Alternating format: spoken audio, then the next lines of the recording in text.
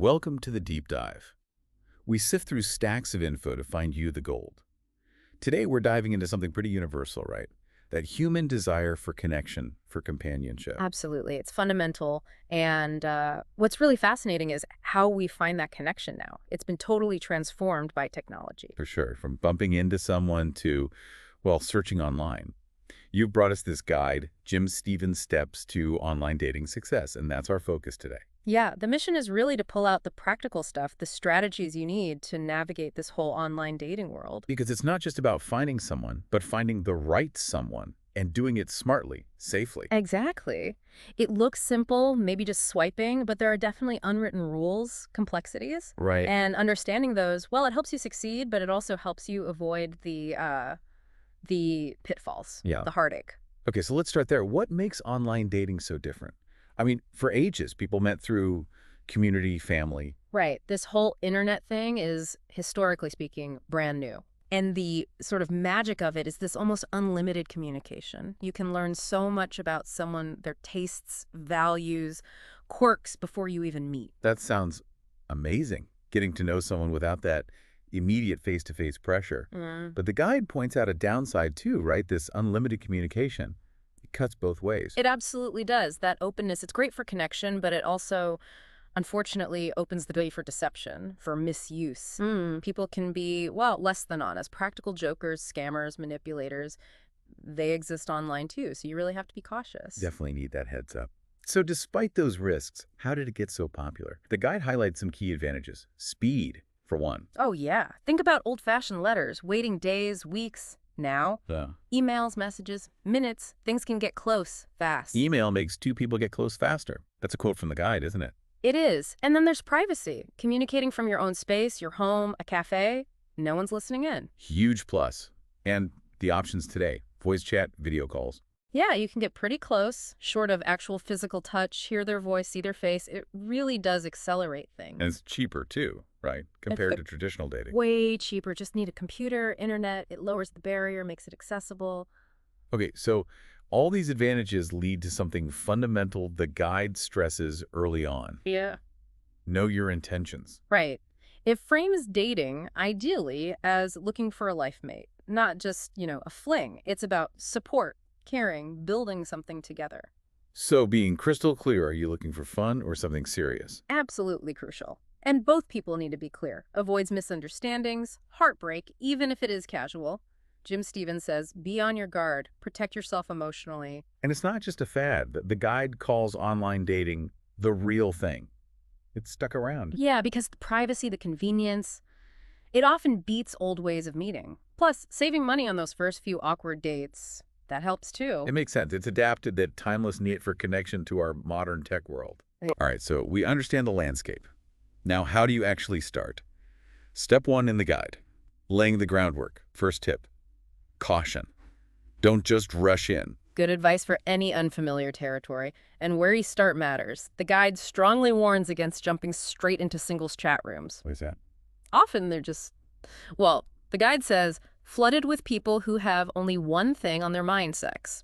If that's not what you want, it's frustrating. Okay, so skip the chat rooms initially. What then? The guide says work backward. Yeah, focus on interests first, especially for serious relationships. It says physical looks are actually less important than compatibility, the qualities of the mind. Really? That's counterintuitive maybe, given how visual dating apps are. We know, but the guide's firm. It is entirely possible to fall in love with a person if the person does not look like a movie star.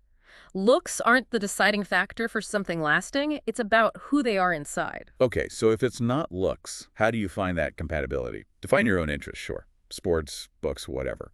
But then ask, what interests you in a person?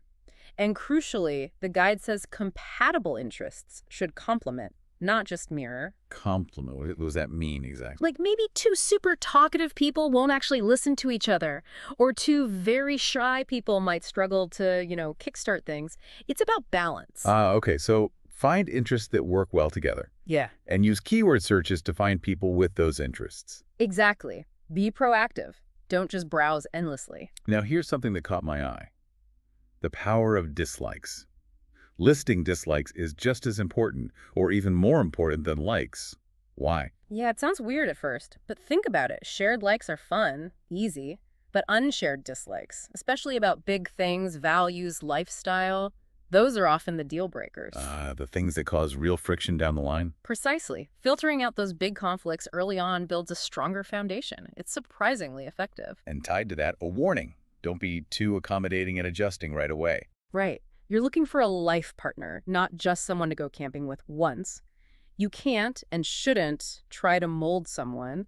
That just leads to resentment. Makes sense. Guide also suggests a friends first approach. Yeah, think about it like trying to make really good friends. Because your spouse should be your best friend, right? Ideally, yeah. It builds the relationship on sharing dreams, fears, understanding, which, as the guide says, is a very far cry from sex. That feels healthier. It even handles tricky situations, like finding out a potential friend is married. Just stay friends. Or if a friend unexpectedly proposes. The guide asks, if we find someone who loves us, isn't that better? It reframes what we're looking for. Not just sparks, but deep connection. That's a really powerful thought. Okay, let's carry that into step 2. Making yourself look like $1 million crafting your profile. The guy takes this seriously, like job resume serious. It does, calls it the most important decision in your life. So yeah, put in the effort, maybe even get professional help. It's about showing your best authentic self. And pictures. Include one. Definitely. A decent, recent, high-quality one, professional if you can swing it, and crucially, smile. Smile. It lights up a person's face. Totally. Practice in the mirror if you need to, and if you're worried about privacy, you can agree to swap photos later once you trust each other a bit. Okay, the written part. Avoiding pitfalls. First up, the modesty pitfall. Right. Don't be afraid to state facts about your talents, but maybe do it with a bit of wit. Not, I sing well, but my friends think I sing rather well. Confidence, not bragging. And the classic, what do you look like question. The guide has fun with this. Suggests things like, I am as fresh as peppermint, or like a bowl of fresh fruit. Hint, don't just list features, spark curiosity. Which leads right into the braggart pitfall. Yeah, big no-no. Bragging is a major turnoff. Let them decide if you're amazing. Use humor instead.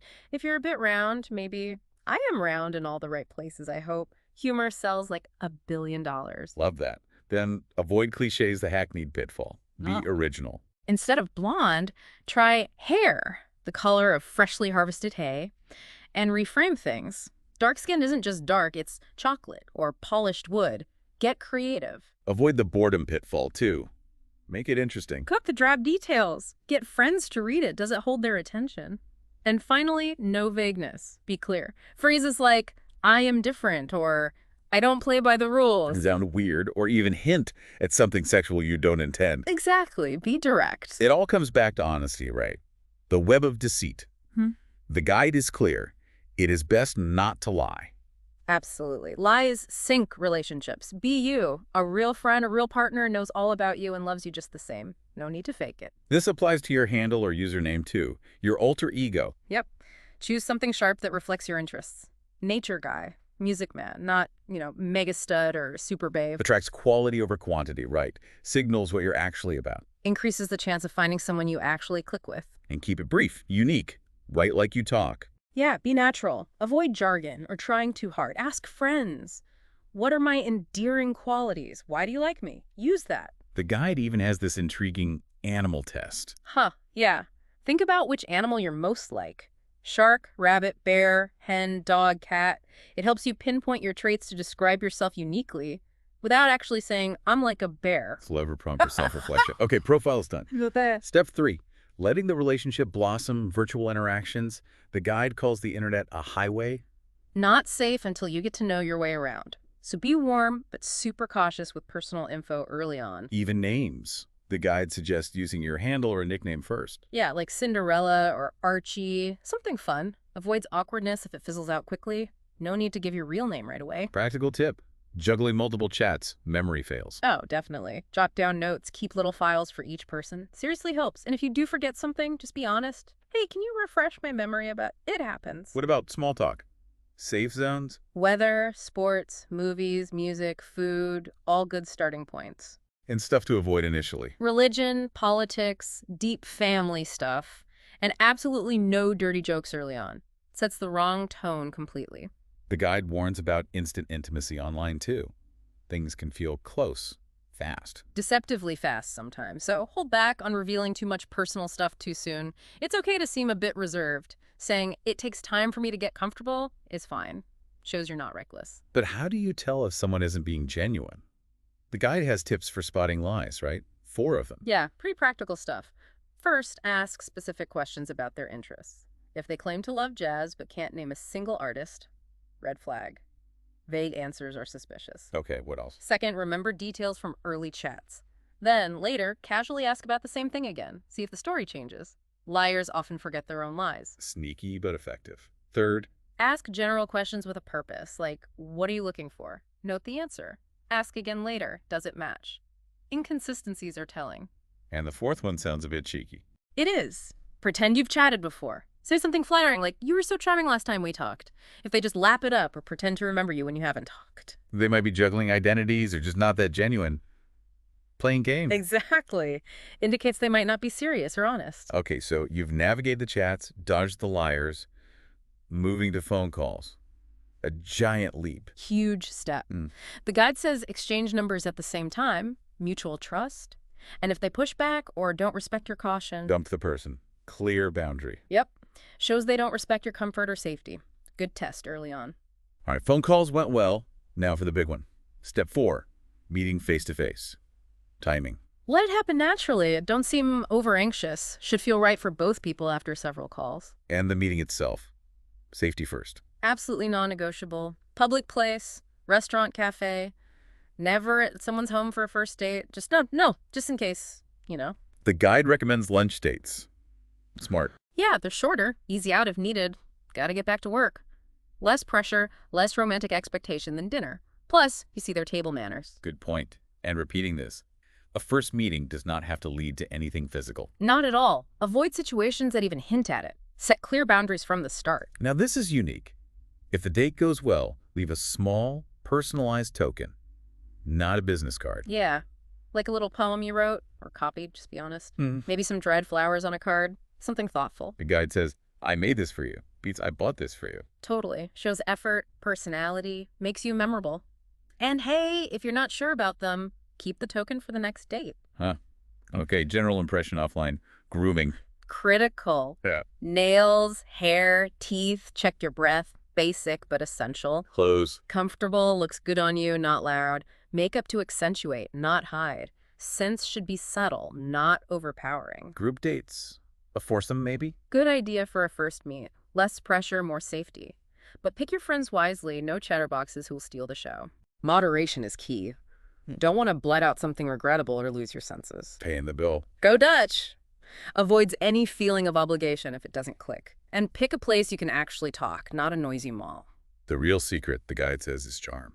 Making the other person feel comfortable. Breaking the ice, maybe with some light, spontaneous humor. And listening. A good conversationalist listens well. Huge. Show genuine interest. Don't just wait for your turn to talk. Stay engaged.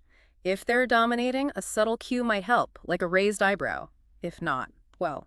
You might be doing a lot of listening. Got it.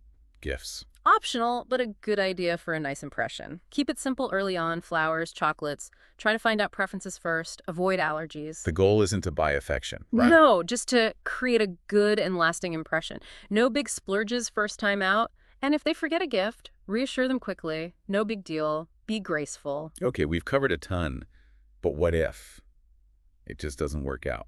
Step 5, once bitten, navigating challenges and endings. First bit of advice. Don't give up. Simple, but vital. If one doesn't work, repeat the whole process again. Online dating takes persistence. It's like growing many plants before we get the right harvest. That perspective helps. And it's okay to keep options open.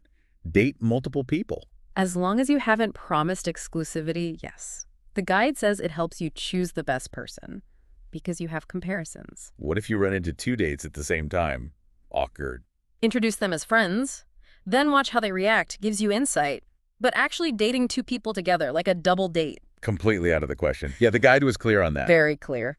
What if someone wants commitment, but you're not feeling it? You have every right to say no. Do it gently, gracefully. Explain you need more time. Don't string them along, but you also don't need to confess you're seeing others. Kindness matters. And ending things. Graceful parting. If it's not working, Part gracefully. An email is suggested saying something like, they weren't really what you had in mind, but you'd like to remain good friends. Usually softens the blow and stops them from pestering. And definitely don't ghost them. Absolutely not. The guide is really strong on this. Just stop answering mails without any information is called callousness, which is really worse than a polite rejection. Respect people, even when ending it. Wow. Okay, we've really walked through Jim Stevens's steps here. From figuring out what you want, building that profile, Navigating those first chats, the phone calls, the face-to-face meeting. and even handling the endings gracefully. It feels like you, the listener, now have a really solid roadmap. Yeah, the tools are there to approach this whole thing much more intentionally, not just leaving it to chance. And here's a final thought to leave you with. All this tech, these strategies for online dating, Yeah. it's all in service of something ancient, right? The deep human need for connection. Exactly. It's taking the fairy tale idea of finding a partner and making it achievable through, well, smart effort. Building that friendship, that deep bond, that can actually last. It's not magic, it's work, but it's possible.